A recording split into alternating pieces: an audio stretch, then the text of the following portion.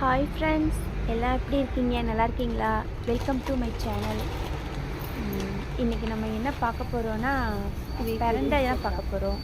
பிரண்டை சட்னி எல்லாம் செஞ்சுருப்பீங்க வீட்டில். அது ரொம்ப ரொம்ப உடம்புக்கு ரொம்ப நல்லது.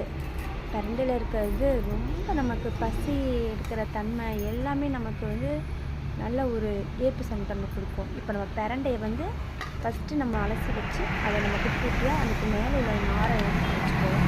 அடுத்து நம்ம கொஞ்சமாக எண்ணெய் ஊற்றி ஃபஸ்ட்டு என்ன போடலான்னா உளுத்தம்பருப்பு போட்டு வெங்காயம், பூண்டு, வரமிளகாய் நல்லா ஒட்டுக்க போட்டுட்டேன். இதெல்லாம் போட்டு நல்லா வதக்கிக்கலாம். வதக்கிட்டு கொஞ்சம் நேரம் வதங்கிட்டோம். சின்ன வெங்காயம், பூண்டு, உளுத்தம்பருப்பு அவ்வளோதான் போட்டுக்கிட்டேன். நல்லா வதங்கிட்டு எண்ணெயில் இது வதங்கினதுக்கு அப்புறமா நம்ம அந்த குட்டி குட்டியாக நறுக்கி வச்சுருந்தாங்க. அது மேலே ஒரு நார் இருக்கும். அந்த நாரை நம்ம எடுத்துக்கணும். அந்த நாரை எடுத்து வச்சுட்டு குட்டி குட்டியாக வெட்டி வச்சுட்டு இப்போ நம்ம அடுத்து பிரண்டையை சேர்த்துக்கணும். இப்போ நல்லா நம்ம வதக்கிக்கணும். இது நல்லா கொஞ்சம் நல்லா வதங்கினா தான் இந்த நாட்டில் அரிப்பெல்லாம் இருக்கும், அதெல்லாம் கொஞ்சம் சரியாகும். இது நல்ல வதங்கலைன்னா கொஞ்சம் அரிப்பை வச்சதாக செய்யும். இதை போட்டு நம்ம ஒரு 10 நிமிஷம் மூடி வச்சுட்டா கூட நல்லாயிருக்கும். நான் ரைஸ் குக்கரில் செஞ்சுட்ருக்கேன். கொஞ்சம் புளி சேர்க்கணும். ஒரு சின்ன இஞ்சி அளவுக்கு போட்டுக்கோங்க. போட்டு அந்த புளி, பிரண்டை, சின்ன வெங்காயம், பூண்டு, உளுத்தம்பருப்பு இதுதான் நம்ம சேர்த்துருக்கோம். இதை போட்டு நல்லா ஒரு வதக்கிட்டு ஒரு 5 நிமிஷம் 5 to 7 நிமிஷம் வரைக்கும் நம்ம மூடி வச்சுக்கலாம். மூடி வச்சுட்டு எப்படி இருக்குன்னு பார்க்கலாம். பார்க்கலாம் இப்போ நல்லா வதங்கிட்டு சட்னி நல்லா வதங்கிடுச்சு. இப்போ நம்ம இதை எடுத்து அதுக்கு மிக்ஸி ஜாரில்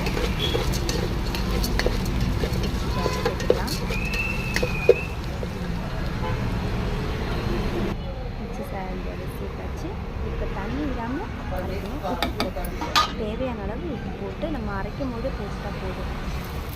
தேவையான அளவு உப்பு போட்டுக்கலாம். இப்போ நம்ம அரைச்சி எடுத்துகிட்டு வந்துடலாம். பாருங்கள், இவ்வளோ டேஸ்டியான இதெல்லாம் நமக்கு ரோட்டோரத்தில் கிடைக்கக்கூடிய இதெல்லாம் நம்ம இதெல்லாம் பார்க்கறதே இல்லை.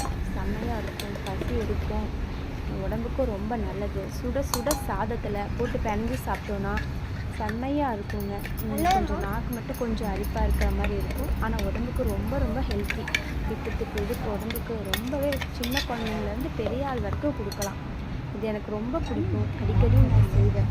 நீங்களும் செஞ்சு சாப்பிட்டு பாருங்கள். சாப்பிட்டு பார்த்துட்டு எப்படி இருக்குன்னு சொல்லுங்கள். தண்ணி விடாமல் கொஞ்சமாக தண்ணி விட்டு அரைச்சா போதும். ஏன்னா அப்புறம் இது ரொம்ப தண்ணியாகிடும். நல்லா அளப்பாக ஒரு துணி விட்டு அரைச்சா போதும். சூப்பராக இருக்கும். சாப்பிட்டு பாருங்கள். சாப்பிட்டு பார்த்துட்டு எப்படி இருக்குன்னு சொல்லுங்கள்.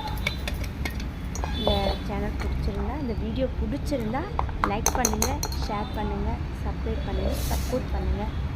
இப்போ பாருங்கள், சுட சுட சாதத்தோடு இப்போ நம்ம போட்டு பண்ண போகிறோம். செம்மையாக இருக்குங்க. டேஸ்டி பயங்கரமாக இருக்கும். Okay friends, bye friends.